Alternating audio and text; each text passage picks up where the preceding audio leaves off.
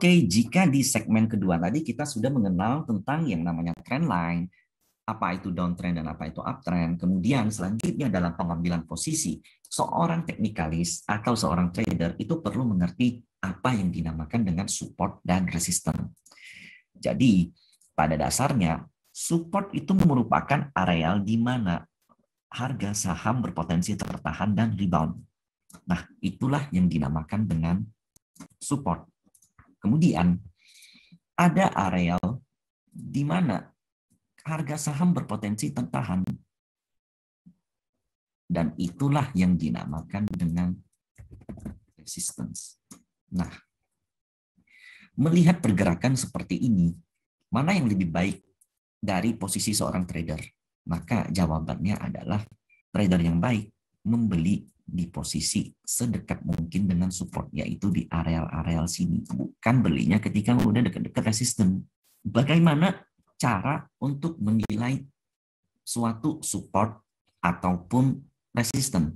Nah, di dalam pergerakan harga, dalam pergerakan chart, sebagai contoh chart Indosat ini, kita melihat ada beberapa candle yang tertahan di dalam satu garis, dan itulah yang dinamakan sebagai support ataupun resisten. Jadi dalam menentukan support dan resisten itu kita bisa menggunakan diagonal. Contoh diagonal itu seperti ini, seperti di mana kita menarik trend line. Nah, areal ini merupakan areal resisten. Nah, berhubung pergerakan untuk melihat diagonal support dan resisten ini memiliki time frame yang lebih panjang, maka kita bisa menyederhanakan dengan menggunakan candle yang bergerak sebaris. Sebagai contoh, mungkin saya ambil Antam. Nah, di mana kita lihat bahwa pergerakan Antam itu seringkali tertahan di areal support dan resisten. Nah, perhatikan. Di mana ada candle yang bermain menjadi satu area atau dia lama bergerak di dalam satu area, maka area itu akan menjadi area penahan. Nah, sebagai contoh, Antam ketika dia bergerak dari 350 ke 470, dia tertahan berkali-kali di area sini. 1 candle, 2 candle, 3 candle, 4 candle, 5, 6, 7. Sampai 7 candle. Sehingga kita bisa menarik pergerakan yang mendatar. Jadi seperti ini. Dan inilah yang kita namakan dengan support. Dan bayangkan kalau teman-teman beli di support, yaitu di sini, maka posisi di Antam sudah memberikan profit. Nah, begitu juga ketika ada pergerakan saham yang naik, contohnya di Antam ini, ketika dia naik, dia tertahan di sini. Berkali-kali candlenya tertahan di area 510. Nah, maka ketika 510 ini tertembus, maka dia sudah menjadi yang namanya support. Jadi, pergerakan saham itu kalau saya katakan itu seperti apartemen. Kenapa seperti apartemen? Jadi setiap saham itu punya lantainya masing-masing. Ada yang lantainya berbeda-beda. Tingginya kadang bisa tinggi banget, kadang bisa rendah banget. Nah, contohnya ini saya katakan lantai 1. Ini atap 1.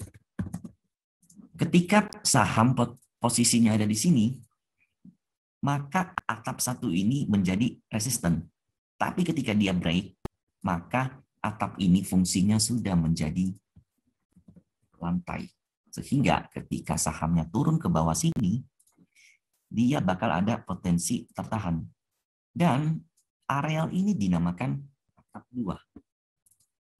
Ketika saham berhasil break daripada atap 2-nya, maka areal atap 2 ini fungsinya sudah lagi bukan menjadi atap, tapi lantai 2.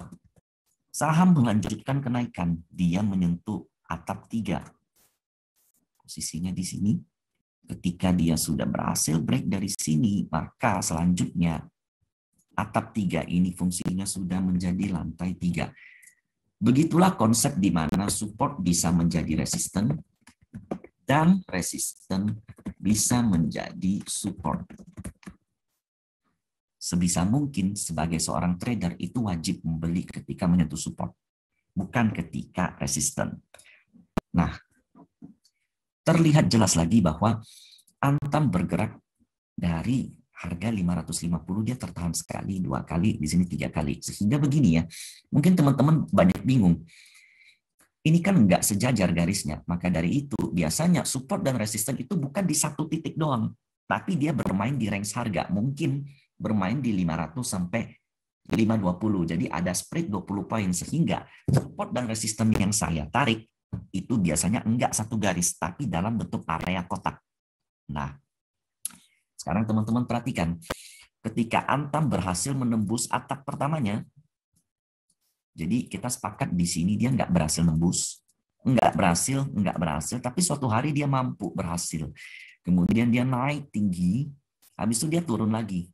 Nah, ketika dia turun, di sini fungsinya itu udah bukan lagi sebagai resisten, tapi sebagai support atau lantai. Jadi, dalam menarik support dan resisten, usahakan itu menggunakan di mana banyak candle yang bermain sebaris. Contohnya, jika saya melihat ini bermain sekali, 2 kali, 3 kali, 4 kali, maka kita bisa tarik seperti ini.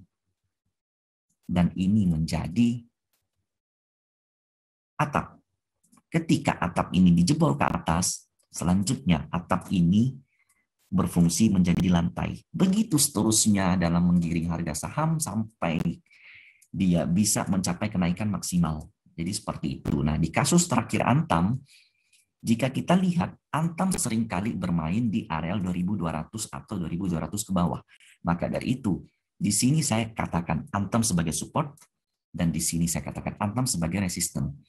Jika Antam berhasil break daripada atap pertama, maka selanjutnya 2500 ini sudah berfungsi menjadi lantai atau support. Sebaliknya, jika Antam berhasil break dari bawah sini turun ke bawah, maka selanjutnya areal ini sudah bukan lagi menjadi support, tapi sudah menjadi atau resistance. Ini in case dia break ya. Jadi cara trading yang baik, ketika ada banyak areal yang bermain, maka ini merupakan area buy. Ini merupakan area buy. Dan ini merupakan area buy. Dan ini merupakan area sell. Dan ini merupakan area sell. Ketika dia berhasil break, maka fungsinya sudah berubah dan dia akan membentuk suatu areal support dan resisten yang baru. Jadi penggunaan support dan resisten itu sesederhana itu ya.